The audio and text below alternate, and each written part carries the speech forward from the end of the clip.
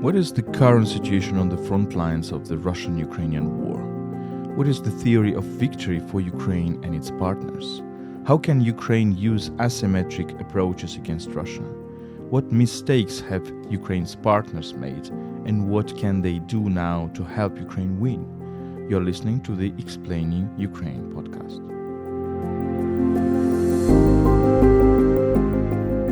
My name is Volodymyr Yermolenko. I'm a Ukrainian philosopher, chief editor of UkraineWorld, and president of PEN Ukraine.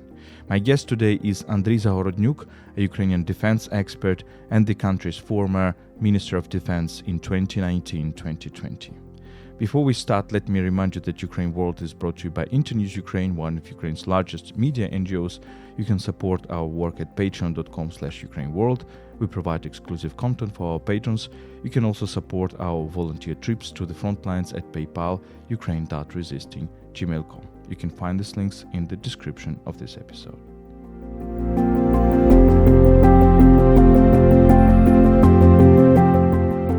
Andriy Zagorodnyuk, welcome to this podcast. Thank you.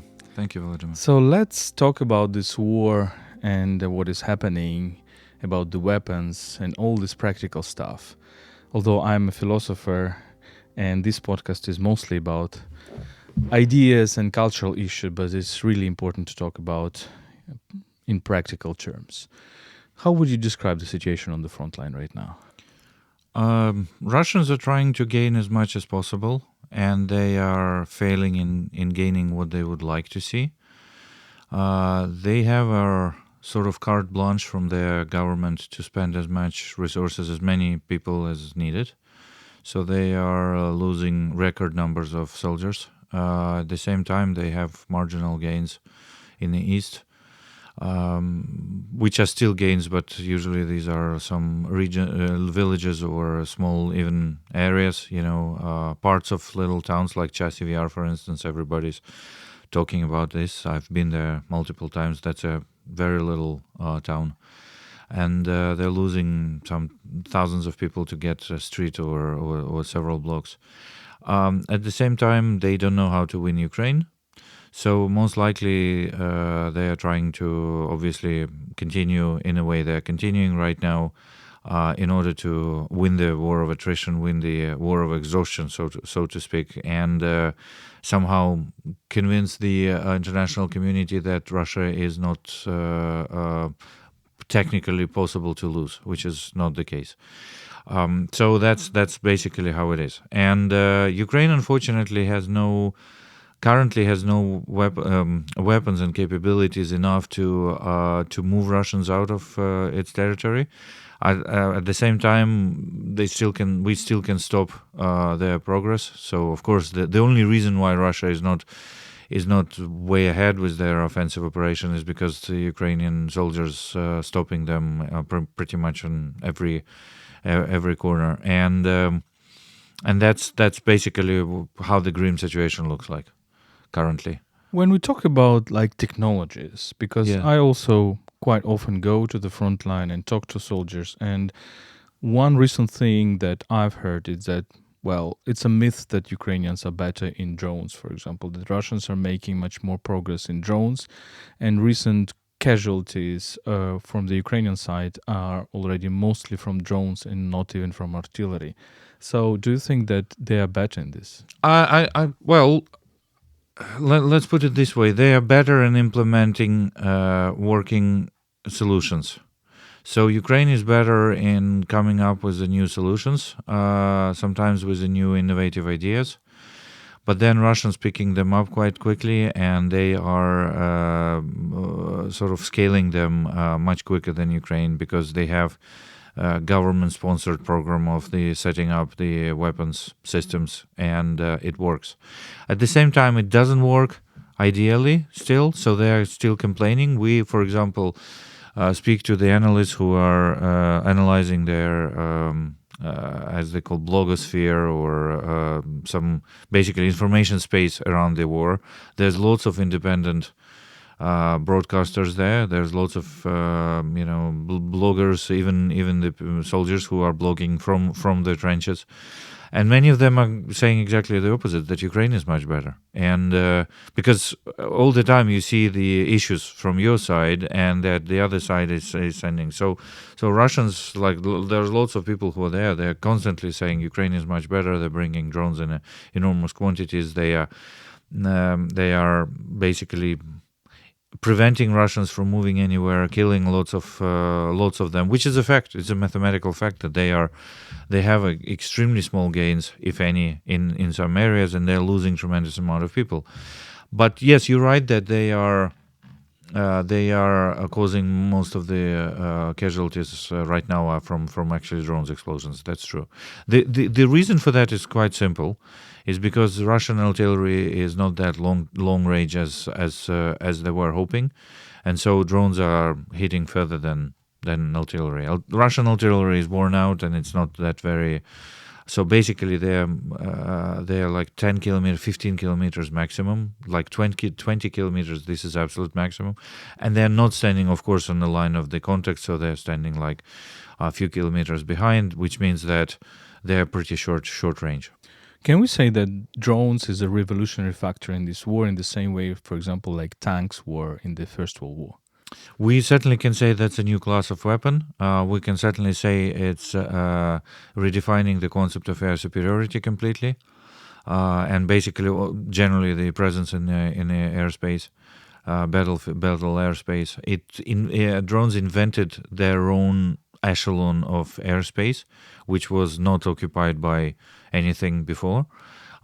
So, for example, even if one side may have a relative or local air superiority in the classical sort of airspace, where the tactical aviation working, drones may completely freely operate in a different echelon of the airspace, and don't have any interference with the tactical aviation. At the same time, preventing the other side from drone attacks is extremely difficult. EW is, of course, electronic warfare is, of course, is another area where Russians are excelling right now. But at the same time, they don't work everywhere, and they still need their own drones to work. And so basically, we always find this solution. Tactical EW, which is basically a small range EW systems which preventing attacking trenches is only developing right now. So it's there, but it's not on the presence, which is completely changing the environment. So at the moment, FPV drones are, and generally the unmanned vehicles, but particularly FPV drones, are redefining the battle space completely. At the same time, we need to say that this whole industry is only developing right now. So we will see much more new models coming up, particularly with a longer range. And this whole trend is starting. There is opinion then, and we need to say that the days of FPV at some time may be over.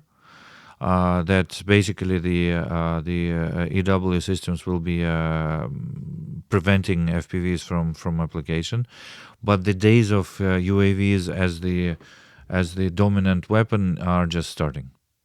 So I think it's the future will be in unmanned systems, that's for sure. And when we say unmanned systems, it could be completely autonomous. It could be remote controlled, so different options. But yeah, this is something totally new, and certainly will be dominating in the future. There was a recent publication by The Economist talking about the artificial intelligence as the future of the warfare. How do you see artificial intelligence developing? At the moment, we don't see a completely autonomous decision-making. We see first of all, artificial intelligence is a very broad term. We can talk about computer vision, we can talk about data processing, we can like a data science kind of algorithm, machine learning, etc. And their applications totally different. So let's say, for example, computer vision systems. They are used on a daily basis right now to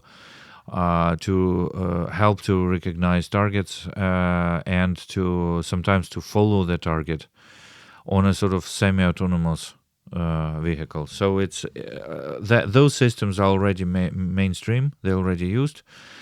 they use computer vision algorithms on a sort of regular daily basis. It's a pretty utilitarian thing right now. Yeah, and so that part will develop. Do we believe that artificial intelligence will allow weapons to be completely autonomous? That's what everybody is afraid of, and so on.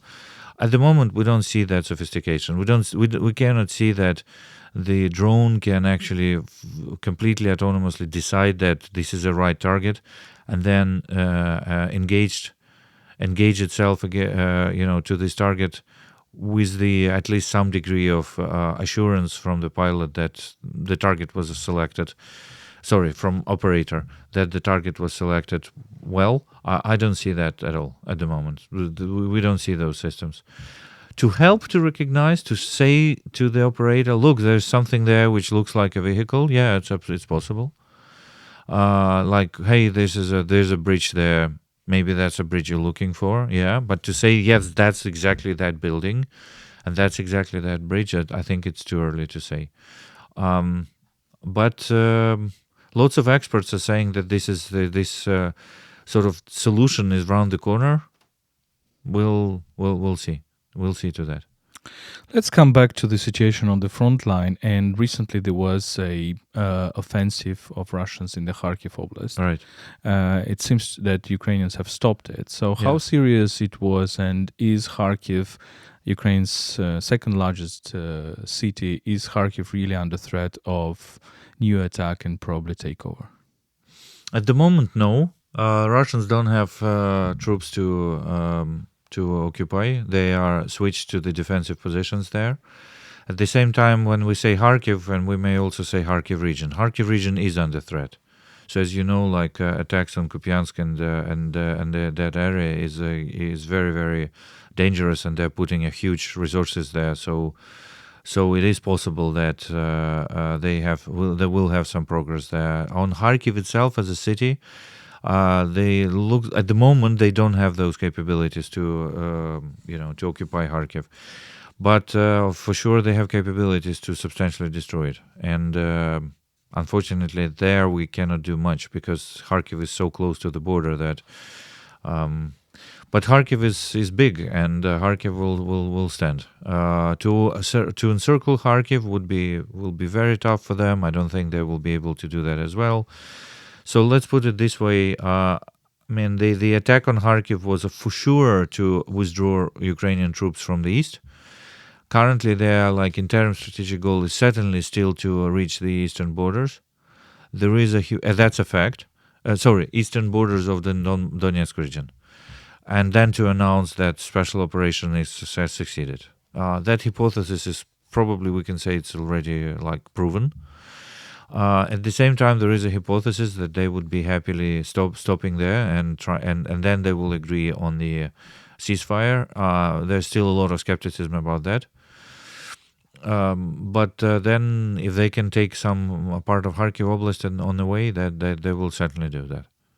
One of the horrible types of weapons is the so-called Kabe, the guided bombs. And this is the old Soviet weapons that Russians are, adapted to the current realities. What is the antidote to these guided bombs? How Ukraine can, fight against it? Russians did basically they did not invent Cubs. The United States invent Cubs, and it's called JDAMs. But at the same time, so gliding guided bombs were invented in the West. But we don't have much of them, and especially we don't have the means to send them properly, at least at the moment. Russia has local air superiority on the edge of the front. So basically, they're using that presence in airspace in order to send those Cubs. Cubs is guided aerial bomb, is to translate from Russian language, from Ukrainian language. So that's how we call them. And basically, we certainly there are a couple ways to address that. The best way is to have the aviation, which would be keeping Russian aviation away from the line of contact and generally from battle area. For that, we need to have F-16s with the good packages.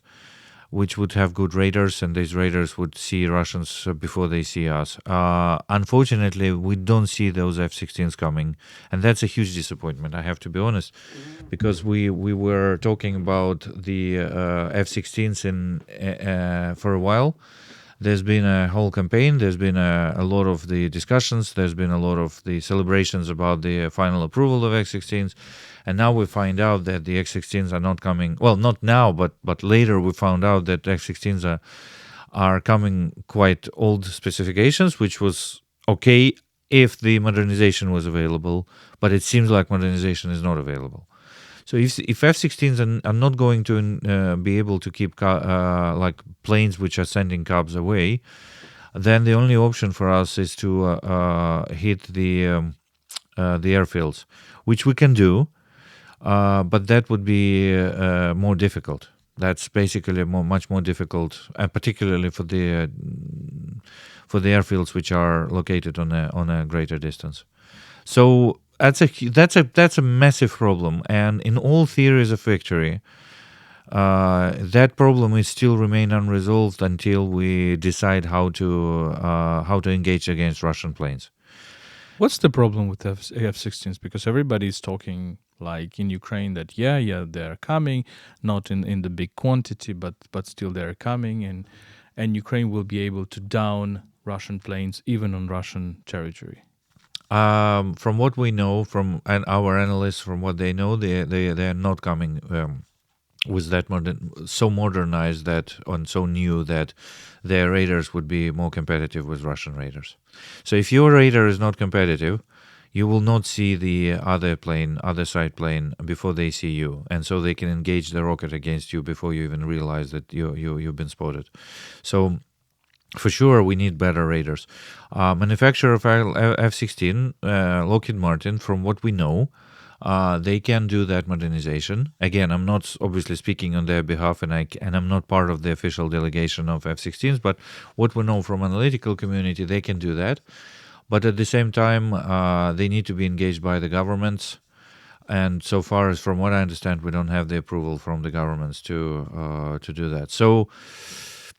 So, frankly speaking, at least for the supplies which we're going to receive this year, and from what I understand the next year, again, this is all collected from the, let's say, open sources or not closed sources. We know that F-16s coming soon are not going to be equipped with those radars, and as such, they're not going to be competitive with Russian planes. Can you explain why these governments, foreign governments, we're talking about what? We're talking about U.S. government, because they need to give they hold the export control regulations of this plane and on the manufacturer. What's the problem? Why give F-16s which are not compatible with they Russian are not planes? providing F-16s. F-16s are provided with the donor governments such as like Western Europeans, but they have them in stock like that. So they provide from again. We cannot. I need to say that over again, because just so you understand, this is not a discussion with the government official who's doing negotiations of F-16s. Perhaps there is some more information to that, but analytical community is very well aware that the F-16s which are arriving soon are not going to be equipped with those, and there hasn't been a decision made by U.S. government to modernize them. Question why? I believe that it's still same answer as the why we cannot throw ATACMS to Russian territory. So it's to avoid the escalation. Question why U.S. government believes that escalation is such an immediate risk and is so much involved in the this risk is real, and this risk can lead to the engagement of United States to the war.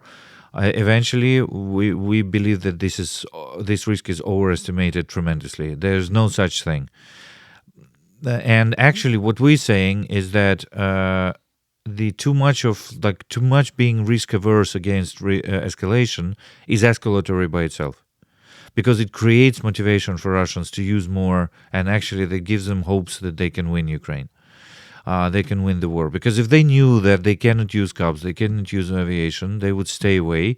They would be only fighting on land. On land, they would be losing much more because the Cubs are a very substantial factor. And they would understand that there is no hope that they can win. Now they certainly have that advantage. And so through that, the escalation, being risk averse about escalation too much, is actually motivating for the big escalation of the war. Yeah, I think all Ukrainians are repeating this all the time, that fear of escalation that actually leads to escalation. Let me ask you about the industry, the military industry, the so-called military-industrial complex, as we have been calling it. So the weapons are coming to Ukraine, the Western weapons, in certain amounts. But are they really the weapons that Ukrainians need? And is European companies, American companies, other companies, can they adapt to this war and adapt to the needs of the Ukrainian soldiers? They can adapt partly, but I don't believe that they are able to completely supply us with what we need. We only can do it ourselves. The truth is that purely land war, if we're looking at this as land wars or artillery, tanks, armored vehicles, rifles, some kind of other basically land-based weapon systems, either tactical or even some big, like longer depths, such as to basically long-range firepower. Those systems are not going to be enough in general to win the war. So the war, it will be won certainly in a massive engagement of airspace, particularly with unmanned vehicles. Currently, there are no systems like that in the West. There are some experimental systems or some very small batch systems, like basically like prototype, later prototype types, which are manufactured by Western companies. Their scalability is still under the question, and their adequacy to the operational environment in Ukraine is in some cases is still under very serious question. So we believe that Ukraine must manufacture things by itself. By the way, it's not like Ukrainian environment is so unique that Western UAVs are often not working. Is that the dynamics of the development of operational environment went some way which manufacturers of those weapons did not predict. So, which means that whatever the war the West is going to be fighting in the future may also make those systems irrelevant. So you're basically talking about the speed of adaptability, right? No, we're actually talking about adaptability generally. So many of these systems were not developed for that war. They were developed for some hypothetical operational concept, which basically was invented in the head of the designers, or some generals which ordered that, if that was ordered. Some companies developed it just by themselves, so they were talking to military, and then they said, why don't we do it this way, that way, and then they made some kind of a device which then looks great, and why don't to make it, and then they made a few tens or hundreds and put it in a warehouse. And that absolutely doesn't mean that this device is actually going to work in any military conditions. So the war, the nature of the war and a tactical and operational basically environment and dynamics are extremely volatile, and they're fast, and they are sometimes developing in ways people did not predict. That's a fact. Are you saying that what Ukrainians need is not the ready-made weapons by our allies, but rather investments in the Ukrainian production facilities with the partners' money, with partners' technologies, but yes, much more adaptive? Yeah, I'm saying that for sure.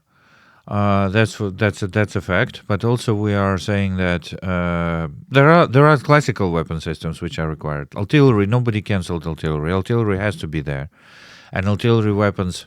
155 It's still like absolutely needed, absolutely critical one. But can we move the war from land to the airspace with drones? Yes, absolutely, and that's what's happening already.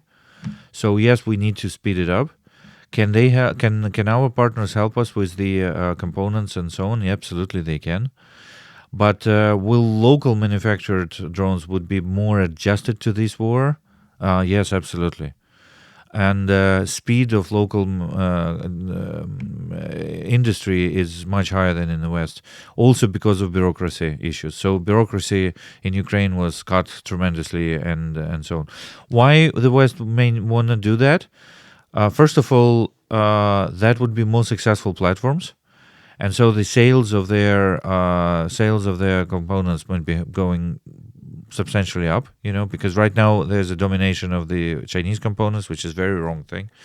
So I think that we should look at that as a positive for manufacturers in the West, because they would be selling the components, not necessarily the final platform. So what? It's still a lot of potential for collaboration, technological collaboration, industrial collaboration, and so on. At the same time, if we're winning this war, if we're keeping Russians away, we save the the security architecture in Europe. So that's like a massive strategic goal, which is obviously is a positive thing if we're reaching it. And secondly, we are showing our partners what weapons working, what actually is working, what's not working, which is still immensely invaluable, information, particularly if they are going to prepare with the potential hypothetical war with China, for instance. They certainly don't want to be in a situation like with the small diameter guided bomb, like GLSDB, a famous case when there were lots of hopes on that. The weapon manufactured by Boeing together with Saab group, and the weapon didn't work in Ukraine. It just didn't work technically. It's not like, because something didn't work out, and it's been developed already for like 10 years, and it's still not working. So perhaps those lessons, our partners from NATO, they would love to study, and by talking to their military, I know that they want to study that. So they want to be partnering up with Ukraine. Lots of them are actually looking daily at what we do. So politicians just need to let them happen that, policymakers, not politicians. You already mentioned China. Can we say that China technologically is benefiting from this war because its components are used both by Russians and Ukrainians?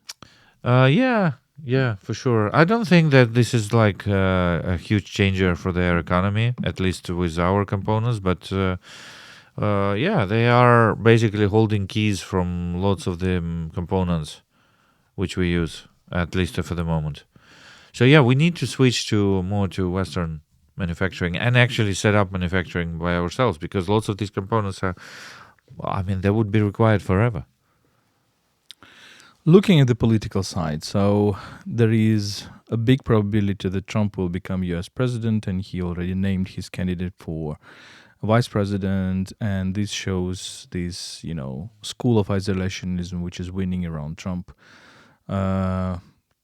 We can face a situation when next year America will not help Ukraine and Europe will be practically alone with probably Japan, South Korea, and some other countries. Can Europe cope with this? From which perspective? From economical perspective or from technical? Because these are different answers. Economically, absolutely. We don't need the funds which Europe has and can actually donate on that, and which, at least what we know from European governments, yes, it can basically resolve the whole thing. Question: can that be done without Patriot missiles, for instance, or without the some other shells for 155 millimeter shells, or from barrels from M777 guns? No, because these are all made in the US. I mean, of course, Europe makes shells, and I think Ukraine will start soon making it, and Korea is making. But at the same time, there are like weapon systems which are made just in United States. So it would be very, very difficult. And I sincerely hope that we can avoid that scenario, that when U.S. stops being our supporter. When you look at the European economy, do you see that it is changing? Because there are lots of problems connected with the fact that Europe is a economy for peace. It's not an economy for war. I mean, European Union, and the procedures need to be changed. Lots of things need to be changed, and I have the impression that everybody understands it, but the movement is very slow. Do you have this impression? Transition from strategic vision, which is finally there, to the policy, and then from policy to practice is extremely slow in Europe. That's a huge risk, and that's risk which we're already seeing right now. Even in the most supportive countries, we see the massive difference between the actually what politicians are saying, at least at the moment, and into the actual reality. So, for instance, there are countries where politicians, especially top level, saying that they're super supportive to Ukraine, everything is for Ukraine, highest priority, and so on and so on. And then components or drone manufacturers waiting for months and months for export controls or some permits, or cannot buy certain items and so on, which is very frustrating. So that's happening right now, and that's a problem. So, and to see that this is changing so much and so quickly, it's very difficult. Also, lots of people. You're right that European economy is a peace economy, because European people, they have lost that feeling of threat over a time when they grew up. Several generations grew up with understanding that they're protected by NATO. So basically, the idea of the threat, that Europe is actually under threat of actually conventional weapons, that somebody can actually attack Europe so their children will go to war, is not in the heads of most of Europeans. Some people saying, yeah, I'll go to military, and will build military career. In some countries, it's very prestigious. In some European countries, it's extremely prestigious. But not to continue with military career, but to have it in your portfolio. The budgets, European budgets, in many countries never reached to 2%, which was supposed to be NATO standard, 2% of GDP. And then those 2% very often were spent on some super expensive R&Ds, platforms, and so on, but not to create the mass of weapons. So, as you know, famously, countries like UK and Germany discovered that they have a couple days of ammunition in their storage. So they certainly weren't preparing for any wars. And that's an issue. Then suddenly Europe woke up and understanding that the threats are there.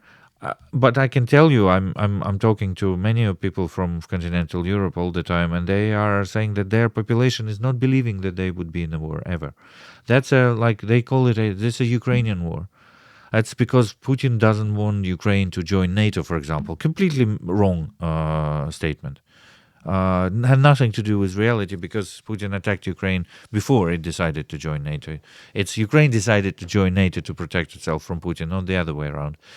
But still, some people frankly believe, supporting Ukraine and then still believing that was the reason.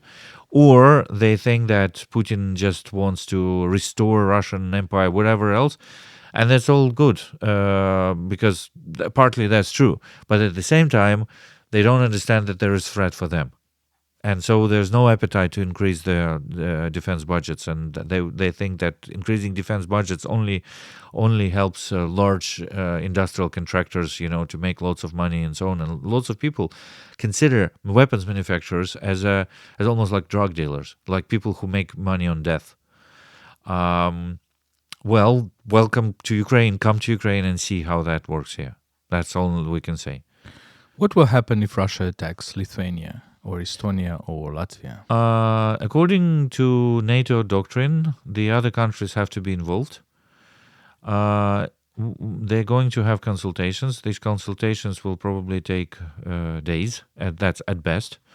During that time, Russia will occupy some substantial part of that country. If that happens, God forbid, because we have lots of friends there, and we wish them. Lithuania, Estonia, Latvia are massive supporters to Ukraine, so we do not wish them to get into this situation. But if in a hypothetical scenario that happens, They're going to lose the substantial amount of territory in the first 24 hours, 48 hours. There are quite significant presence of NATO troops there. So there would be an engagement with NATO troops. So that would probably save them from losing all territory, because if that would be just Estonian troops or just Latvian troops, they would lose country within 48 hours maximum. But most likely that's not going to happen. But there would be a serious loss of territory, at least in the first days. And then they would engage in a sort of in resistance against further Russia invasion if that continues, or Russians may stop and then start negotiations about de-escalation, and that's called escalate to de-escalate. So they may start something to threaten those countries in order to go away, but to get some preferences or some benefits from these kind of threats. So for sure we will see lots of population from that country leaving. At the same time, there would be a lot of people who would go to the battle. There are massive territorial defense forces. They are very well prepared. Not all of them will actually decide to fight in reality, but I'm sure that lots of them will, and we will see lots of people from those countries going to the front. But there would be a huge catastrophe to the economy. There would be a massive outflow of investments. So generally, the humanitarian and the social situation, economic situation in these countries would be terrible. But Russians can do that just to threaten NATO and to show that these threats are real. That's quite a realistic scenario. That's what I wanted to ask. That is it realistic scenario, because people in NATO countries, in EU countries, mostly don't believe this. Well, Estonia, Latvia, and Lithuania are EU countries and NATO countries. Their people do believe that. At least their governments do believe that. We've been there. We spoke to them many times. They do take these threats for real. Their weight in Europe is not that big, and particularly in NATO is not that big. But at the same time, they certainly can. They certainly can explain to their NATO friends that and then NATO will have to react. Then French soldiers are going to go and potentially fight, and so there's still people think that if France itself, I'm talking France obviously hypothetically, if France is not actually threatened itself, it's okay. No, but they may go and defend Poland, or they may go and defend Romania, or they may go defend Estonia, and die there. So that's possible. I think that we are on the verge. I mean, again, don't want to be pessimistic, but we're on the verge when NATO may go through its own crisis. Trump is not a fan of NATO. He's certainly going to be pulling out more money from Europe. To be honest with you, that's generally is fair to say that, because indeed the whole concept of NATO transitioned from one for all and all for one to we just spend a little bit of money on that because it's unpopular in our countries. Let America defend us. That's not fair to anyone. Europe outsourced security, and now exactly paying for this. Exactly. So that's true. And to do something about that, I think that would be fair. However, if they decide to do too much about that, and for example withdraw from NATO, there would be a massive crisis in the world, and we may see that very, very well. Hope we don't. Talking about NATO, there was a recent NATO summit. Do you see a probable scenario when Ukraine can join NATO even before recapturing its territories? Is it probable? Unless Ukraine gives up territories, which I hope we don't, and I don't think we will with current political culture in the country. I don't think we will. I think because of that we will be in a state of war. And as a country in a state of war, I don't think we'll be able to join NATO, because there is a policy that as long as someone of NATO in war, the other countries have to join, which is not what's written in NATO treaty, by the way. In NATO treaty is written much lighter version. It says that all countries have to take it serious as if there is attack against them, and provide whatever they can. some people, and I say that as well, and I wrote about this in some articles in the Foreign Affairs, that in this case we can say that we already would technically are receiving what we would have received if we were NATO members, and the NATO treaty would be read literally. But the policy is that not an inch of NATO territory, so which means that the countries think that they would be automatically in the war against Russia. There is zero political appetite for that in the West, so I don't think that's going to happen. Coming back to Ukraine, do you think there is a risk that Ukraine will face the critical shortage of people in the army? If the war goes forever, yeah, absolutely. We need to win it. We need to figure out because that's we're playing a Russian war in this case. We're playing a war against. It's basically where the scenario of war is sort of, imposed by Russian to Ukraine. And we need to get out of that paradigm. We need to build, and that's what's there's lots of work is happening on that right now. Can't talk too much about that, but it's not like I'm discovering something never said before. So the paradigm of the war needs to be changed. The paradigm of air power needs to be changed, and for sure that's going to be the answer, because we cannot win the war symmetrically. And right now, unfortunately, this war is hugely symmetrical, apart from COPs, for example, where asymmetry is on the Russian side. We need to have asymmetry on our side. What is the theory of victory for you? Theory of victory. First of all, we wrote with Professor Elliot Cohen about that about 2 months ago in Foreign Affairs.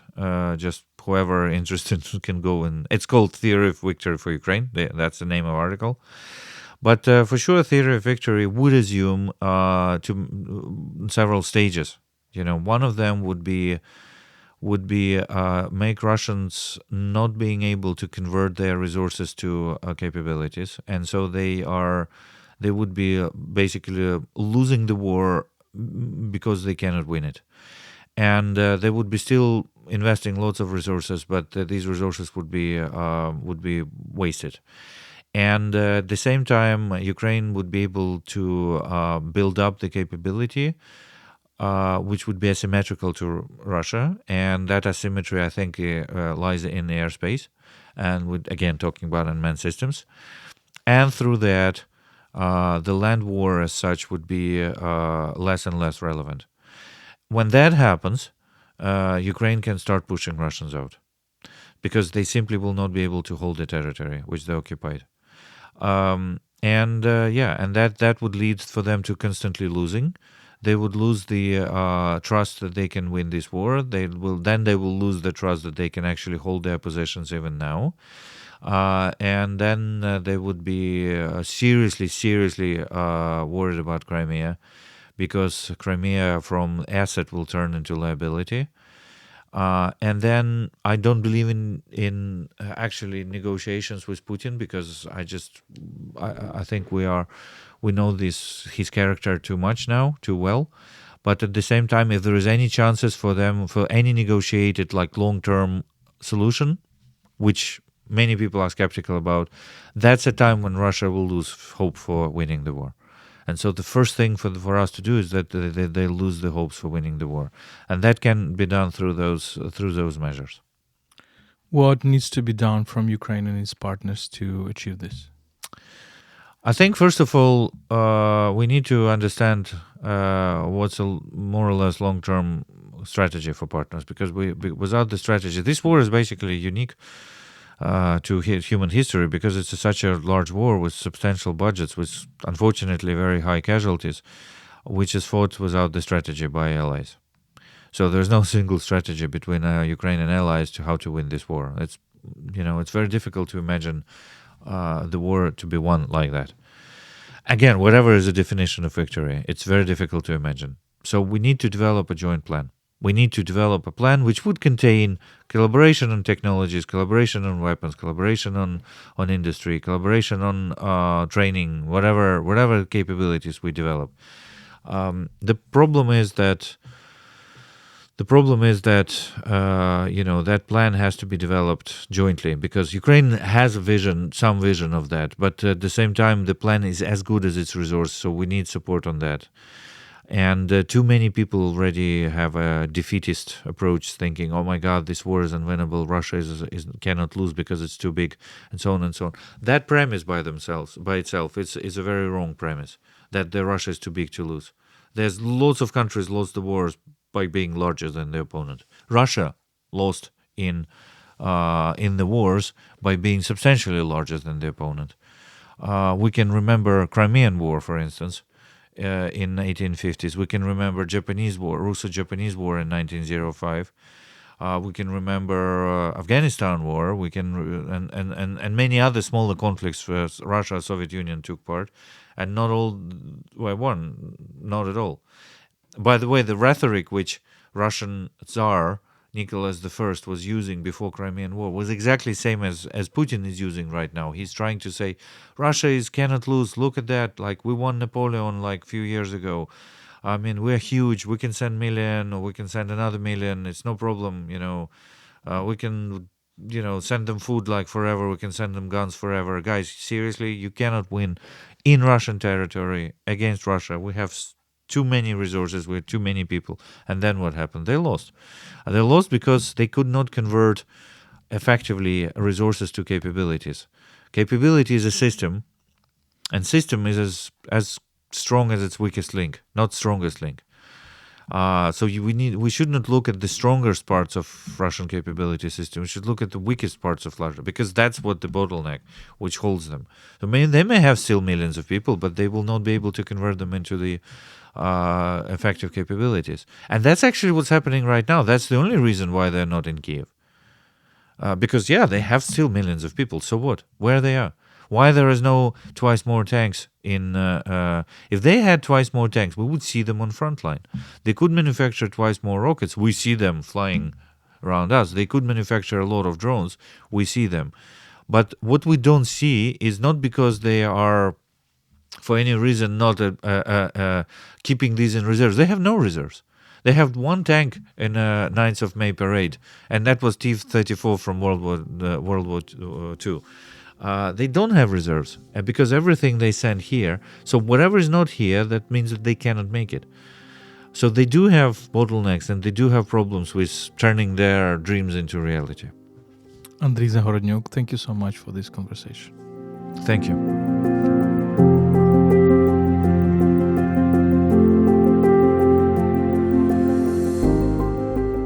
This was a podcast Explaining Ukraine by UkraineWorld, a multilingual website about Ukraine.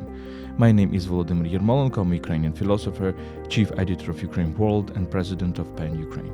My guest today was Andriy Zagorodnyuk, a Ukrainian defense expert and the country's former Minister of Defense in 2019-2020. Let me remind you that you can support our work at patreon.com/UkraineWorld. You can also support our volunteer trips to the front lines at PayPal, ukraine.resisting@gmail.com. Stay with us and stand with Ukraine.